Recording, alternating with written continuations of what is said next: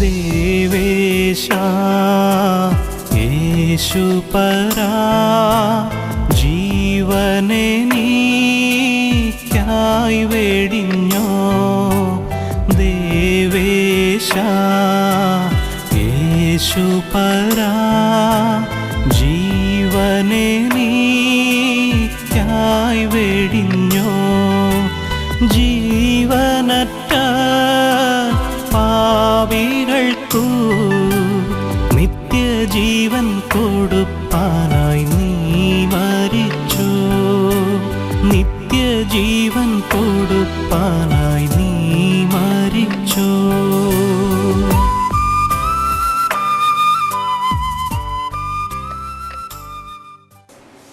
கர்த்தரும் இரட்சகருமாயிருக்கிற கர்த்தராகிய இயேசு கிறிஸ்து நாமத்தில் உங்கள் யாவரையும் வாழ்த்து வரவேற்கிறேன். കർത്താവും രക്ഷിതാവുമായ യേശു ക്രിസ്തുവിൻ്റെ വിലയേറിയ നാമത്തിൽ നിങ്ങൾക്ക് ഏവർക്കും എൻ്റെ വന്ദനവും സ്വാഗതവും ഞാൻ പറയുന്നു. பிரியமானவர்களே, இப்பொழுது வேதாகமத்தின் நோக்கம் என்ன என்பதை பார்க்க போகிறோம். വേദപുസ്തകത്തിൻ്റെ ഉദ്ദേശം എന്ത് എന്നത് നാം വീക്ഷിക്കുവാൻ പോവുകയാണ്. இது உங்கள் எல்லோருக்கும் பெரிய ஒரு ஆறுதலாய் தேர்தலாய் ஆசீர்வாதமாய் இருக்கும் என்று நான் கர்த்தரில் விசுவாசிக்கிறேன். ഇത് ശ്രവിക്കുന്ന കാണുന്ന നിങ്ങൾക്ക് ഏവർക്കും ഒരു അനുഗ്രഹത്തിന് ആശ്വാസത്തിന് നന്മയ്ക്ക് കാരണമായി തീരും എന്ന് ഞാൻ പ്രതീക്ഷിക്കുന്നു. കാരണം இன்று அநேகர் பலவிதமான உபதேசத்திலும் பலவிதமான விசுவாசத்திலும் இருக்கிறார்கள். ഇന്ന് അനേകർ പലവിധ വിശ്വാസങ്ങളിലും പ്രത്യാശകളിലും ആയിരിക്കുകയാണ്. எல்லாரும் வேத விசுவாசத்திற்கு வரும்படி அழைப்பு கொடுக்கிறேன். கர்த்தர் உங்கள் யாவரையும் ஆசீர்வதிப்பாராக. അങ്ങനെ എന്നാൽ എല്ലാവരും തന്നെ വേദപുസ്തകം ചൂണ്ടിക്കാണിക്കുന്ന വിശ്വാസത്തിലേക്കും ഉപദേശത്തിലേക്കും വരേണ്ടതിന് ഞാൻ നിങ്ങളെ സ്വാഗതം ചെയ്യുന്നു. அதை குறித்து நாம் பார்க்க போகிறோம். അതിനെക്കുറിച്ച് നമുക്ക് ശ്രദ്ധിക്കാം. இங்கே ஒரு பிக்சரை பார்க்கிறீர்கள். ഇവിടെ നിങ്ങളൊരു ചിത്രത്തെ കാണുകയാണ്.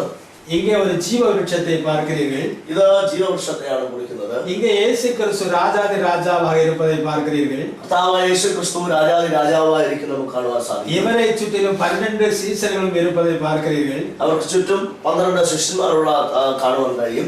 இங்கே வாக்குத்தத்த ஈசாக்கு என்று சொல்லி தேவனுடைய ராஜ்யமாகிய கிறிஸ்துவின் ராஜ்யத்தில் அவர் நிற்பதை பார்க்கிறோம். അതിനിപ്പുറത്തായിട്ട് വാഗ്ദത്ത ഇസഹാക്ക് എന്ന പേരിൽ ദൈവത്തിന്റെ രാജ്യമായ ക്രിസ്തുവിന്റെ സ്ഥാനത്ത് അവർ നിൽക്കുന്നത് കാണുവാൻ സാധിക്കും. இங்கே தேவனுடைய ஆலயமாகிய இயேசு கிறிஸ்துவை பார்க்கிறோம். അവിടെ നാം കാണുന്നത് ദൈവത്തിന്റെ ആലയമായ യേശു ക്രിസ്തുവിനെയാണ്. இந்த ആലയം എதற்காக கட்டப்பட்டது என்றால், ഈ ആലയം എന്തിനു വേണ്ടി പണിയപ്പെട്ടു എന്ന് ചോദിച്ചാൽ, தேவனுடைய நாமம் தொழுது கொள்வதற்காக கட்டப்பட்டது. കർത്താവിന്റെ നാമത്തെ വിളിച്ചപേക്ഷിക്കുവാൻ ശലോമോനാൽ പണിയപ്പെട്ടത് അത്രേ.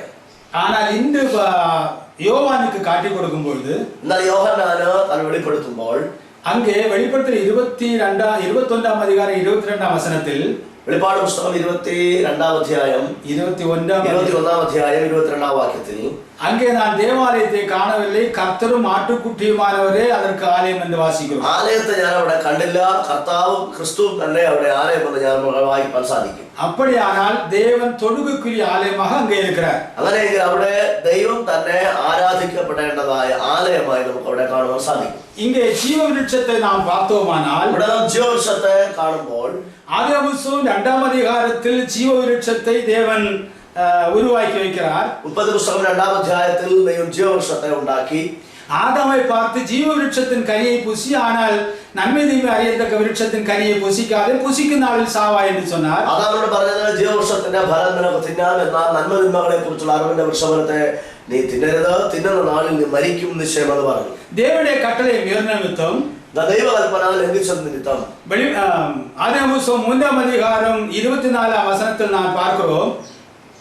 30 പുസ്തകം 3 അധ്യായം 24 വാക്യത്തിൽ നമുക്ക് ഇങ്ങനെ കാണുന്നു, ஆதாமை இந்த தோட்டத்திலிருந்து தேவனுடைய ராஜ்யத்திலிருந்து வெளியாக்கி அந்த தோட்டத்தை அடைத்து விடுவதை பார்க்கிறோம். ആദാമിനെ ദൈവത്തിന്റെ രാജ്യമായ ഈ തോട്ടത്തിൽ നിന്ന് പുറത്താക്കി വാതിൽ അടയ്ക്കുന്നതായിട്ട് നമുക്ക് കാണുവാൻ സാധിക്കും. ஆனால் அந்த ஜீவ விருட்சம் இப்பொழுது வெளிப்படுத்தல் 22 அதிகாரத்தை வைத்திருக்கிறார். എന്നാൽ ഈ ജീവവൃക്ഷം ഇപ്പോൾ വെളിപ്പാട് പുസ്തകം 22 അധ്യായത്തിലാണ് നമുക്ക് പിന്നീട് കാണുവാൻ കഴിയുന്നത്. வெளிப்படுத்தல் 2 அதிகாரம் 7 வசனத்தில், വെളിപ്പാട് പുസ്തകം 2 അധ്യായം 7 വാക്യത്തിൽ, ஜெயம் கொள்ளுகிறவன் எவனோ அவனுக்கு இந்த ஜீவ விருட்சத்தின் கனியை புசிக்க கொடுப்பேன். ജയിക്കുന്നവന് ഞാൻ ജീവവൃക്ഷത്തിന്റെ ഫലം തിന്മാൻ കൊടുക്കുമെന്ന് പറയും.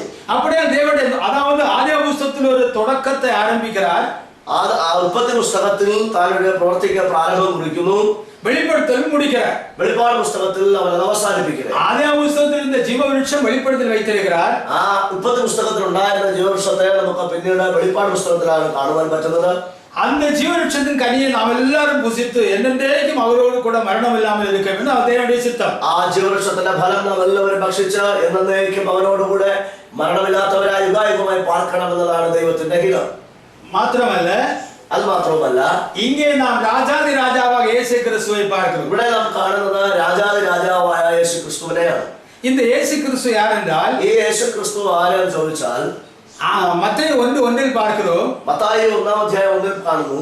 ஆபிரகாமின் குமாரனான தாவீதின் குமாரனாയ യേശു ക്രിസ്തു என்று பார்க்கிறோம். അബ്രഹാമിന്റെ പുത്രനായ ദാവീദിന്റെ പുത്രനായ യേശു ക്രിസ്തു എന്ന് കാണുന്നു.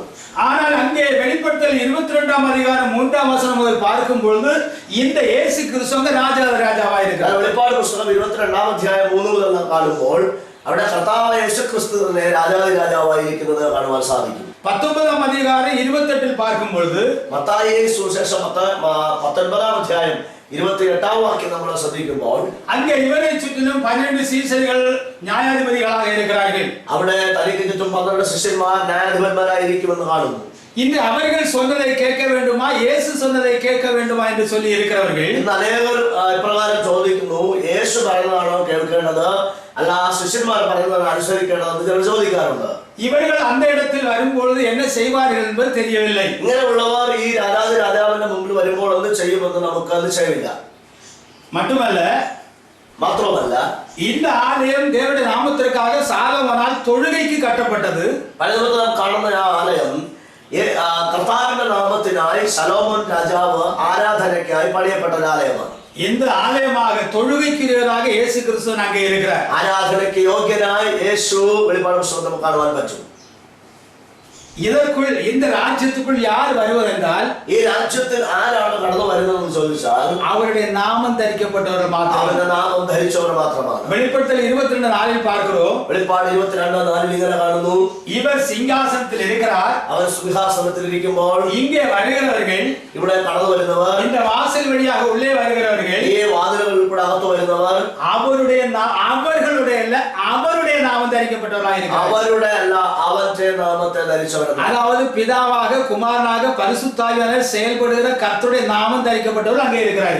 പിതാവും പുത്രനും പരിശുദ്ധാത്മാവുമായി പ്രവർത്തിക്കുന്ന കർത്താവും ദൈവവുമായവന്റെ നാമത്തെ അവർ ധരിച്ചിരിക്കുന്നു എന്നാണ് അർത്ഥം.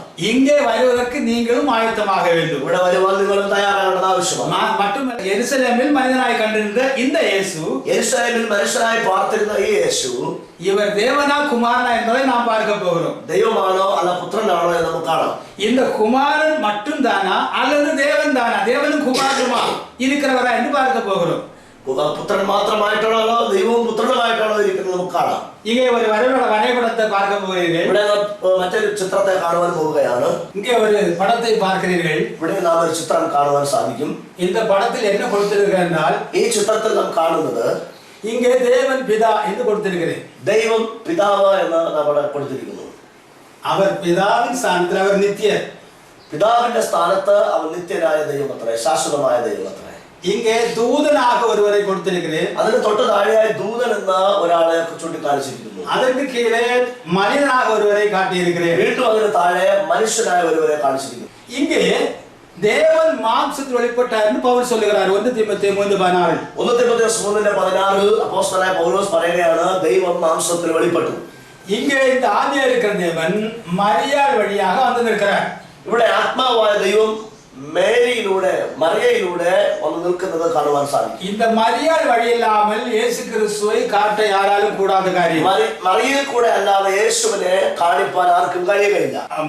மத்தேயு சுவிசேஷம் 1-ஆம் அதிகாரம் 18ஆம் வசனத்தில் பார்க்கிறோம். മത്തായി 1:18 ഇങ്ങനെ കാണുന്നു, இயேசு பரிசுத்தாவியினால் கர்ப்பமாயிருக்கிறார் என்று பார்க்கிறோம். പരിശുദ്ധാത്മാവിനാൽ യേശു ഗർഭധരിക്കപ്പെട്ടു, മറിയ ഗർഭധരിക്കപ്പെട്ടു എന്ന് കാണുന്നു. 23ஆம் வசனத்தில் பார்க்கிறோம். 23ആം വാക്യത്തിൽ കാണുന്നു, இம்மானுவேல் என்றால் தேவன் நம்மோடு கூட என்று பார்க்கிறோம். ഇമ്മാനുവേൽ എന്ന വാക്കിന് ദൈവം നമ്മോട് കൂടെ എന്ന അർത്ഥമെന്ന് കാണുന്നു. அப்படியானால் காணக்கூடாத தேவன் காணக்கூடியவராக இங்கே மனிதனாக இயேசு என்ற பெயரில் வந்திருக்கிறார். അങ്ങനെയെങ്കിൽ അദൃശ്യനായ ദൈവം ദൃശ്യരൂപത്തിൽ യേശു എന്ന നാമത്തിൽ ലോകത്ത് വെളിപ്പെട്ടിരിക്കുകയാണ്.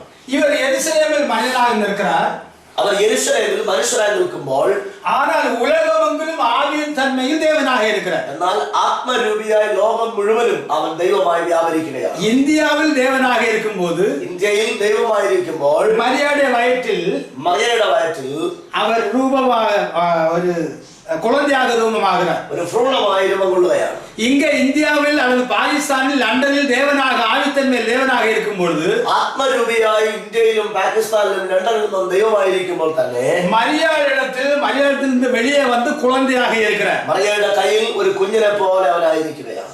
உலகம் அனைத்திலும் சந்திர மண்டலத்திலும் சூரிய மண்டலத்திலும் வானம் பூமி நிரப்பி எங்கும் தேவனாக இருக்கும் போது, ആകാശ മണ്ഡലങ്ങളിൽ ലോകം മുഴുവനും അവൻ ദൈവമായിരിക്കുമ്പോൾ இங்கே மனிதனாக வந்து சுவிசேஷத்தை அறிவிக்கிறார். ഇവിടെ മനുഷ്യനായി വന്നു നിന്ന് യെരൂശലേമിൽ അവൻ സുവിശേഷം പ്രസംഗിക്കുന്നു. அப்படியானால் இங்கே மனிதனாக நிற்கிறவர் കാണக்கூடாத தேவன் தம்மை மனிதனாக உருவாக்கி மனிதனாக நிற்கிறார். അങ്ങനെയെങ്കിൽ നാം മനസ്സിലാക്കേണ്ടത് അദൃശ്യനായ ദൈവം മനുഷ്യർക്ക് ദൃശ്യമാകത്തക്ക നിലയിൽ തന്നെ ജഡത്തിൽ വെളിപ്പെടുത്തി ഈ ലോകത്തിൽ നിൽക്കുന്നു എന്നത്രേ.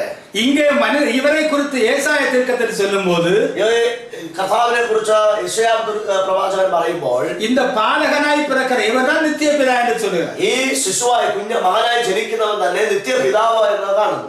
இந்த இயேசு கிறிஸ்துவை குறித்து நாம் விவரமாய் பார்க்கும் பொழுது, യേശുവിനെ കുറിച്ച് നാം വീണ്ടും വിശദമായി ശ്രദ്ധിക്കുമ്പോൾ இங்கே உள்ள எல்லா பரிசுத்தவான்களுக்கும் தரிசனம் கொடுத்தது அவர்தான்.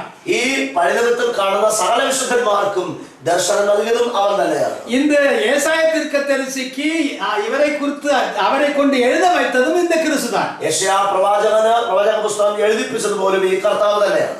அதாவது 1 பேதுரு 1 அதிகாரம் 10-12 வசனத்தை வாசித்து பார்க்கும் பொழுது, 1 പത്രോസ് 1 അധ്യായം 10-11 വാക്യങ്ങൾ നാം വായിക്കുമ്പോൾ நமக்கு உண்டாயிருக்கிற இந்த கிருபையை குறித்து தீர்க்கதரிசிகள் கருத்தாய் ஆராய்ந்து பரிசோதனை பண்ணினார்களாம். നമുക്ക് ലഭിച്ച ഈ ദൈവകൃപയെ കുറിച്ച് പ്രവാചകന്മാർ ആരാഞ്ഞു പരിശോധിച്ച് നോക്കി എന്ന് നാം കാണുന്നു. അപ്പോൾ ഇവர்களில் இருந்த கிறிஸ்துவானவர், അവരിൽ ഉണ്ടായിരുന്ന ക്രിസ്തുവിന്റെ ആത്മാവ് கிறிஸ்துவுக்குண்டாகும் பாடுகளுக்கு பின்வரும் மேன்மைகளை குறித்து ஆராய்ந்தார்கள். ക്രിസ്തുവിന് വരുവാനുള്ള പ്രയാസങ്ങളെ പീഡനങ്ങളെയും അതിനുശേഷം വരുവാനുള്ള മഹത്വത്തെയും കുറിച്ച് അവർക്ക് വെളിപ്പെടുത്തി എന്ന് കാണുന്നു. அப்படியானால் இந்த தீர்க்கதரிசிகளிடத்தில் இருந்து இவர்களை இடத்தில் ஆவியானவராக அல்லது பரிசுத்தாவியானவர் பேச வைத்ததும், എന്നാ അങ്ങനെയെങ്കിൽ ഈ പഴയ പ്രവാചകന്മാരുടെ ഉള്ളിൽ വസിച്ചുകൊണ്ട് പരിശുദ്ധാത്മാവായി വസിച്ചുകൊണ്ട് അവരെ പ്രവചനങ്ങൾ പ്രവചിക്കുവാൻ ഇടയാക്കിയതും, இந்த இடத்தில் இங்கு மனிதனாக வந்து சிலுவை வரைக்கும் வந்தவரும் ஒரே நபர் தான். ഈ സ്ഥാനത്ത് മനുഷ്യരായ ലോകത്ത് വെളിപ്പെട്ട ക്രൂശിൽ വരെ വന്നവരും ഒരേ വ്യക്തി തന്നെയാണ്. രണ്ട് നബരല്ല, രണ്ട് പേരല്ല. தேவன் மாம்சத்தில் மனிதனாக வெளிப்பட்டார். ദൈവം ജഡത്തിൽ മനുഷ്യനായി വെളിപ്പെട്ടു. அப்போது உலகம் அனைத்திலும் அவர் தேவனாக இருக்கிறார். അപ്പോൾ തന്നെ അവൻ ലോകം മുഴുവനും ദൈവമായി. இங்கே மனிதனாக குமாரனாக தேவனுடைய குமாரனாக இருக்கிறார். ഇവിടെ മനുഷ്യനായി ദൈവപുത്രനായി നിൽക്കുമ്പോൾ തന്നെ உலகம் அனைத்திலும் தேவனாக இருக்கிறார். ലോകം മുഴുവനും അവൻ ദൈവമായിരിക്കുന്നു. இங்கே நாம் ஒரு காரியத்தை பார்க்க வேண்டும். ഇവിടെ നാം ഒരു കാര്യം ശ്രദ്ധിക്കേണ്ടത്, இங்கே ஆபிரகாமை தேவன் அழைக்கிறார், அது கர்த்தர் அழைக்கிறார். അബ്രഹാമിനെ ദൈവം അഥവാ യഹോവയായ ദൈവം വിളിക്കുകയാണ്. இங்கே தேவன் ஆபிரகாமை அழைத்தார் என்று பார்க்கிறோம். ഇവിടെ നാം കാണുന്നു ദൈവം അബ്രഹാമിനെ വിളിച്ചു.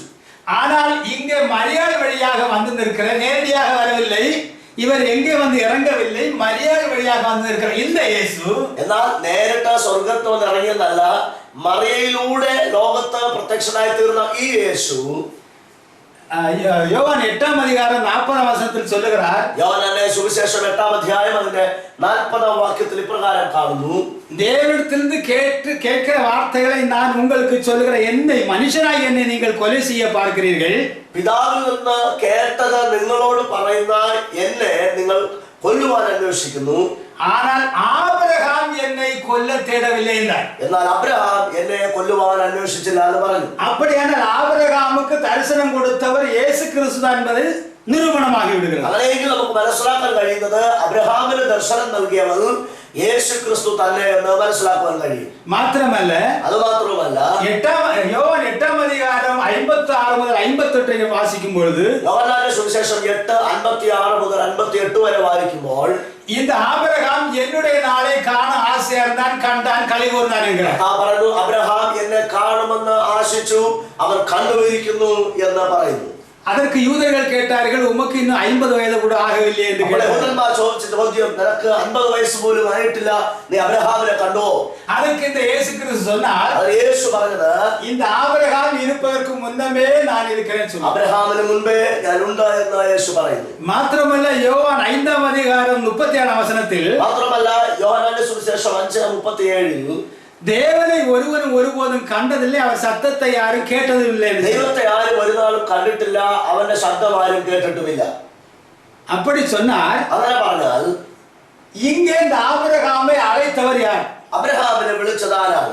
மோசேயை அல்லது இங்குள்ள பரிசுத்தவான்கள் எல்லாம் அழைத்தது யார்? മോശ തുടങ്ങിയ പഴയന്മാർ, ദൈവഭക്തന്മാരെ, വിശുദ്ധന്മാരെ വിളിച്ചവരാരാണ്? இங்கே இவர்களெல்லாம் பேசினவர் யார்? ഈ ദൈവഭക്തന്മാരോടെല്ലാം സംസാരിച്ച ഇടപെട്ട കർത്താവാരാണ്? இந்த மோசே, ഇവിടെ കാണുന്ന ഈ മോശ, இந்த மோசைக்கு முள்செடியில் தேவன் தரிசனம் கொடுக்கிறார். മുൾപ്പടർപ്പിൽ ദൈവം മോശയ്ക്ക് പ്രത്യക്ഷനായി. நான் ஆபிரகாமின் தேவன், ஈசாக்கின் தேவன், யாக்கோபின் தேவன் என்று சொன்னார். അവൻ പറഞ്ഞു, ഞാൻ അബ്രഹാമിന്റെയും ഇസ്ഹാക്കിന്റെയും യാക്കോബിന്റെയും ദൈവമാണ്. இந்த மோசையோடு பேசினது யார்? ഈ മോശയോട് സംസാരിച്ചവനാണ്. மோசைக்கு தரிசனம் கொடுத்தது யார்? ഈ മോശയ്ക്ക് ദർശനമേകിയവനാണ്. எபிரேயர் 11-ാം അധികാരം 26-ാം വചനത്തിൽ വാസിക്കും பொழுது, ഇബ്രായർ 11:26 വായിക്കുമ്പോൾ, இந்த மோசே கிறிஸ்து நிமித்தம் பாடுகள் சகித்தார்னு சொல்லி இருக்கிறது. മോശ ക്രിസ്തു നിമിത്തം പ്രയാസങ്ങൾ, പീഡനങ്ങൾ സഹിച്ചു എന്ന് നമുക്ക് കാണുവാൻ സാധിക്കും. அப்படியானால் இங்கெல்லாம் தேவனாக செயல்பட்டவர் யார்? അങ്ങനെയെങ്കിൽ ഈ ഭാഗത്തെല്ലാം ദൈവമായി പ്രവർത്തിച്ചവനാരാണ്? യേശു ക്രിസ്തു. കർത്താവായ യേശു ക്രിസ്തുവാണ്. നാം அதை அறிந்திருக்க வேண்டும் அருமையானவர்களே. നാം ഇന്ന് പകൽക്കാലം വ്യക്തമായി തിരിച്ചറിയേണ്ടതാണ് പ്രിയപ്പെട്ടവരെ. தேவனாகவும் தூதனாகவும் வெளிப்பட்டவர் ஒருவர்தான். ദൈവമായും ദൂതനായും വെളിപ്പെട്ടവൻ ഒരുവൻ തന്നെയാണ്. ആദിയാകമം 48-ാം അധികാരം 15-16 വാസിക്കും பொழுது, 48, 15, 16 വേദഭാഗങ്ങൾ വായിക്കുമ്പോൾ, தேவனாகவும் தூதனாகவும் வெளிப்பட்டவர் ஒருவர் என்று அங்கு வேதம் சொல்லுகிறது. ദൈവമായും ദൂതനായും പ്രത്യക്ഷനായ ഒരുവൻ തന്നെ എന്ന് തിരുവെഴുത്ത് വ്യക്തമായി പഠിപ്പിക്കുന്നു. இங்கே இயேசு கிறிஸ்து சொன்னார், കർത്താവായ യേശു ഇങ്ങനെ പറഞ്ഞു, என்னை கண்டவன் பிதாவை கண்டான், நானும் பிதாவும் ஒன்றாயிருக்கிறோம். എന്നെ കണ്ടവൻ പിതാവിനെ കണ്ടിരിക്കുന്നു, ഞാനും പിതാവും ഒന്നാകുന്നു. அங்கே ஒரு இடரல், അവിടെ ഒരു ഇടർച്ച ഉണ്ടാകുന്നു. தேவன் எப்படி இருக்கிறார்? ദൈവം എങ്ങനെയായിരിക്കുന്നു? ஆவியா இருக்கிறார். അവൻ ആത്മാവാകുന്നു. அவர்தான் ஆவியான தேவன் தான் ரூபத்தை எடுத்து இங்கே நிற்கிறார். ആത്മാവായ ദൈവമാണ് ദൃശ്യരൂപത്തിൽ ലോകത്തിൽ പ്രത്യക്ഷനായിരിക്കുന്നത്. தேவனை பார்க்க வேண்டுமானால் இவரை தான் பார்க்க வேண்டும். ദൈവത്തെ കാണേണ്ടതുണ്ട് എങ്കിൽ ഇവനെ തന്നെയാണ് കാണുന്നത്. வேற வழியே இல்லை. മറ്റൊരു മാർഗവുമില്ല. ஜனம் இடறி போகிறார்கள். ജനം ഇടർച്ച പ്രാപിക്കുന്നു. கிறிஸ்துவில் இடராதிருக்கிற மனுஷன் பாக்கியவான். ക്രിസ്തുവിൽ ഇടറിപ്പോകാത്തവൻ ഭാഗ്യവാൻ എന്ന് ദൈവത്തിന്റെ വചനത്തിൽ. ஆக இந்த இடத்தில் எல்லாம், அதாவது அகில உலகத்திலும் செயல்படுகிறவரும் எருசலேமில் தம்மை மனிதராக வெளிப்படுத்தி சிலுவையில் வந்தவரும் ஒருவர்தான் என்பதை நீங்கள் உணரும் போது எல்லாவற்றிலும் உங்களுக்கு விடுதலை இருக்கிறது. അതുകൊണ്ട് അകല ലോകത്തിലും ദൈവമായി വർത്തിച്ചവനും യെരൂശലേമിലും ദൃശ്യരൂപത്തിൽ പ്രത്യക്ഷമായ ദൈവം ഒരുവൻ തന്നെ എന്ന് നാം തിരിച്ചറിയുമ്പോൾ നമ്മുടെ സകലവിധ ആശയക്കുഴപ്പങ്ങളും മാറി അനുഗ്രഹിക്കപ്പെടുവാൻ തക്കവണ്ണമിടയാക്കി. മാത്രമല്ല, ഇங்கே വേറൊരു പിക്ചரை பார்க்கிறீர்கள். അതിന് താഴെയായിട്ട് മറ്റൊരു ചിത്രം കൂടെ നാം കാണുന്നുണ്ട്. தேவன் ஆவியா இருக்கிறார், ദൈവം ആത്മാവാകുന്നു.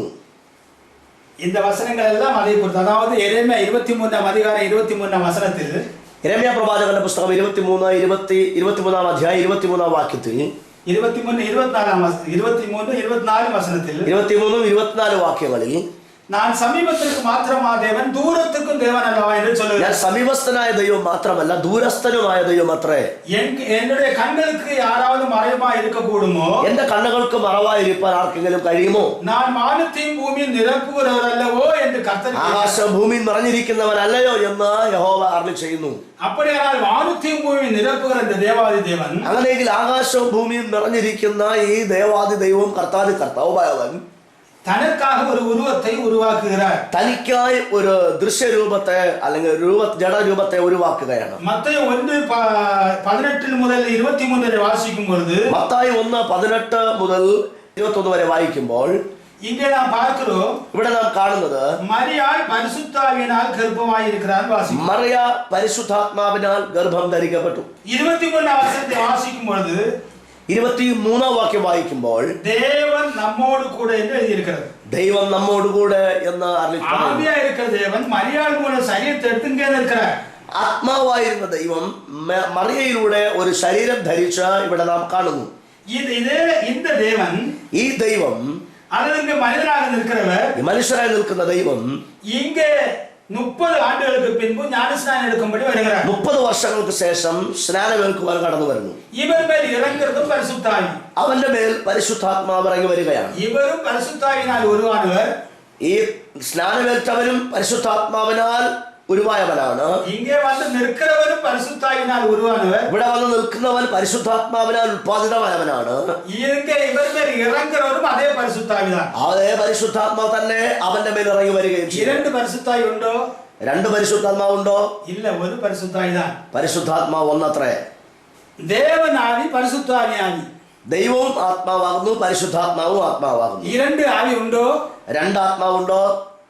1 കൊരിന്ത്യർ 12-ാം അധികാരം 4-ാം വചനം ചൊല്ലുന്നത് വരങ്ങളിൽ വ്യത്യാസമുണ്ട്, ആവിയാനവർ ഒരുവൻ. 1 കൊരിന്ത്യർ 12-ന്റെ 4-ാം വാക്യത്തിൽ പറയുന്നു വരങ്ങളിൽ വ്യത്യാസമുണ്ട്, ആത്മാവ് ഒരുവൻ.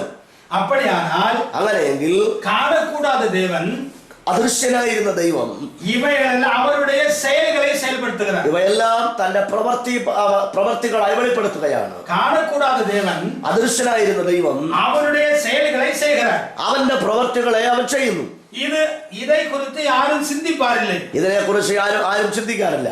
இங்கே இறங்கிய தேவனும் ஆவியும், தேவ ஆவியும் பரிசுத்தாய் 2 அல்லது 1 என்று பார்த்தால், ഇവിടെ ഇറങ്ങി വന്ന ദൈവത്തിന്റെ ആത്മാവും പരിശുദ്ധാത്മാവും 2 എന്ന് നാം ചിന്തിച്ചാൽ, മത്തായി സുവിശേഷം 3-ാം അധികാരം 16-ാം വചനത്തിൽ, മത്തായി 3:16 വാക്യത്തിൽ ദേവ ആവിയാനവർ പുറാവിൻ രൂപം കൊണ്ടാണ് എഴുതിയിരിക്കുന്നത്. ദൈവാത്മാവ് പ്രാവ് രൂപത്തിൽ എന്ന് നമുക്ക് കാണുവാൻ സാധിക്കും. മാർക്ക് 1:10 വാസിത്താൽ, മർക്കോസ് 1:10 വായിക്കുമ്പോൾ ആവിയാനവർ പുറാവിൻ രൂപം കൊണ്ടാണ് എഴുതിയിരിക്കുന്നത്. ആത്മാവ് പ്രാവ് രൂപത്തിൽ എന്ന് എഴുതിയിരിക്കുന്നു. ലൂക്കാസ് സുവിശേഷം 3-ാം അധികാരം 22-ാം വചനത്തെ பார்த்தாൽ, ലൂക്കോസ് 3:22 നാം ശ്രദ്ധിക്കുമ്പോൾ പരിശുദ്ധാവിയാനവർ പുറാവിൻ രൂപം കൊണ്ടാണ് പരിശുദ്ധാത്മാവ് പ്രാവ് രൂപത്തിൽ എന്ന് എഴുതിയിരിക്കുന്നു. அப்படியானால் പരിശുദ്ധാവി என்பதுം ദേവാവി என்பதுം ആവി என்பதுം ഒന്ന്. അങ്ങനെയെങ്കിൽ നാം മനസ്സിലാക്കേണ്ടത് ദൈവത്തിന്റെ ആത്മാവെന്നും പരിശുദ്ധാത്മാവെന്നും പറയുന്നത് ഒരേ ആത്മാവിനെ തന്നെയാണ്. യേശു சொன்னார் தேவன் ஆவியா இருக்கிறார். യേശു പറഞ്ഞു ദൈവം ആത്മാവാകുന്നു. அப்படியானால் ஆவியா இருக்கிற தேவனுடைய கிரியைகளை தான் நான் பார்க்கிறோம். അല്ലെങ്കിൽ നാം ഇവിടെ കാണുന്നതെല്ലാം ആത്മാവായ ദൈവത്തിന്റെ പ്രവർത്തികളാണ്. ഇതിൽ നാം തവറി വിழுந்து പോകുகிறோம். ഈ പ്രവർത്തികൾ നാം പഠിക്കുമ്പോൾ പലപ്പോഴും അവിടെ ഇടറിപ്പോവുകയാണ്. നാം ഇടറാതിരുന്നാൽ, ക്രിസ്തുവിൽ ഇടറാതിരിക്കുന്ന മനുഷ്യൻ ഭാഗ്യവാൻ. കർത്താവ് യേശു പറഞ്ഞു എങ്കിൽ ഇടറിപ്പോകാത്തവൻ ഭാഗ്യവാൻ. ഇங்கே നാം സിലുവയിൽ യേശു ക്രിസ്തു നിൽപ്പதை பார்க்கிறோம். ഇവിടെ അതിനറ്റത്തായിട്ട് യേശു ക്രൂശിക്കപ്പെട്ടിരിക്കുന്ന ചിത്രം കാണുവാൻ സാധിക്കും. ഇங்கே പിറപ്പ് മുതൽ ഇറപ്പ് വരെ അവർ മനുഷ്യനാണ്. തന്റെ ജനനം മുതൽ മരണം വരെ അവർ മനുഷ്യനായിരിക്കുകയാണ്. ഇங்கே നാം ഇവരെ കുറിച്ച് അവരെ നാം അവിടെ കാണുമ്പോൾ മത്തായി 1:23 பார்த்தால் தேவன் நம்மோடு கூட என்று வாசிக்கிறோம். മത്തായി 1:23 വായിക്കുമ്പോൾ ദൈവം നമ്മോട് കൂടെ എന്ന് പറയുന്നു. 1 തിമോഥെയോസ് 3:16 பார்த்தால் தேவன் மாம்சத்தில் வெளிப்பட்டார் என்று பார்க்கிறோம். 1 തിമോഥെയോസ് 3:16 പറഞ്ഞു ദൈവം ജഡത്തിൽ വെളിപ്പെട്ടു. ரோமர் 9:5 பார்த்தால் இவரே என்னைக்கு ஸ்தோத்திரிக்கப்பட்ட സർവ്വത്തിற்கும் மேலான தேவன் என்று பார்க்கிறோம். റോമർ 9:5 பார்த்தால் 9:5 വായിക്കുമ്പോൾ ഇവൻ തന്നെ സർവ്വത്തിനും മഹിമ സകലത്തിനും മേലായ കർത്താവ് എന്ന് പറഞ്ഞു കാണുന്നു. அப்படியானால் இங்கே இவர் ஏன் சிலுவையில் நிற்க வேண்டும்? അങ്ങനെയെങ്കിൽ എന്തുകൊണ്ടാണ് ഇവർ ഇവിടെ ക്രൂശിൽ നിൽക്കുന്നത്? പഴയ ഏർപ്പാട്ടിൽ വന്നുകൊണ്ടിരുന്ന എല്ലാ ചട്ടത്തിട്ടങ്ങളെയും തമ്മുടെ മാംസത്തിൽ അത് നിറവേറ്റുகிறார். പഴയ നിയമത്തിൽ ഉണ്ടായിരുന്ന സകല ന്യായപ്രമാണങ്ങളെയും തന്റെ ശരീരത്തിൽ അവൻ നിവർത്തിയാക്കി. പുറജാതിയായിരിക്കുന്ന നമ്മെ അവർ അവരുടെ ശരീരത്തിൽ എല്ലാവற்றையும் ഏറ്റുകൊണ്ട് നമുക്ക് மீட்பை தருகிறார். പുറജാതിയായിരുന്ന അവൻ നമ്മെ സ്വീകരിച്ച് അവന്റെ ശരീരത്തിൽ നമ്മുടെ പാപങ്ങളെ ഏറ്റെടുത്ത് നമുക്ക് ഒരു വീണ്ടെടുപ്പ് നൽകുകയാണ്. ഫിലിപ്പിയർ 2-ാം അധികാരം 6 മുതൽ 10 വരെ பார்க்குമ്പോൾ, ഫിലിപ്പിയ ലേഖനം 2-ാം അധ്യായം 6 മുതൽ 10 വരെ കാണുമ്പോൾ ഇവർ ദേവനുടെ രൂപമെന്നും ഇവൻ ദൈവത്തിന്റെ രൂപമെന്നും അടിമയിൻ കോലം എടുത്താരെന്നും ദാസരൂപം എടുത്തുവെന്നും മനുഷ്യ സായലാണെന്നും മനുഷ്യ സാദൃശ്യത്തിലായെന്നും സിലുവ വരെയും വന്നാരെന്നും ക്രൂശ് വരയ്ക്കും അനുസരണമുള്ളവനെ തീർന്നുവെന്നും ഇവരെ ദേവൻ ഉയർത്തി, ഇവനെ ദൈവം ഏറ്റവും ഉയർത്തി യേശുവിന്റെ നാമത്തിൽ വാദോർ പുതർത്തോർ ഭൂമിയിൽ കീഴാനെ എവരുടെയും മുഴങ്കാലം മുടങ്ങി അവരെത്താൻ കർത്തർ എന്ന് ചൊല്ല വേണ്ടും എന്ന് ചൊല്ലപ്പെട്ടു. സ്വർലോകരുടെയും ഭൂലോകരുടെയും മതോലോകരുടെ മുഴങ്കാലുകളൊക്കെ മടങ്ങുകയും എല്ലാ നാവും യേശു കർത്താവ് എന്ന് പറയുകയും ചെയ്യും എന്ന് അവിടെ എഴുതിയിരിക്കുന്നു. കർത്തറിന്റെ നാം വേദത്തിൽ പാർത്താൽ, കർത്താവ് എന്ന് നാം വേദപുസ്തകത്തിൽ പരിശോധിക്കുമ്പോൾ യേശയ്യാ 64-ാം അധികാരം 8-ാം വചനം ഇപ്പടി ചൊല്ലുகிறது. യെശയ്യാവ് 64:8 ഇങ്ങനെ പറയുന്നു, കർത്താവേ നീ എங்கள் പിതാ. കർത്താവേ യഹോവേ നീയല്ലോ ഞങ്ങളുടെ പിതാവ്. அப்படியே கர்த்தர் என்றால் பிதா என்ற அர்த்தம். അല്ലെങ്കിൽ യഹോവ എന്ന് പറയുമ്പോൾ അത് പിതാവ് എന്നാണ് അർത്ഥം.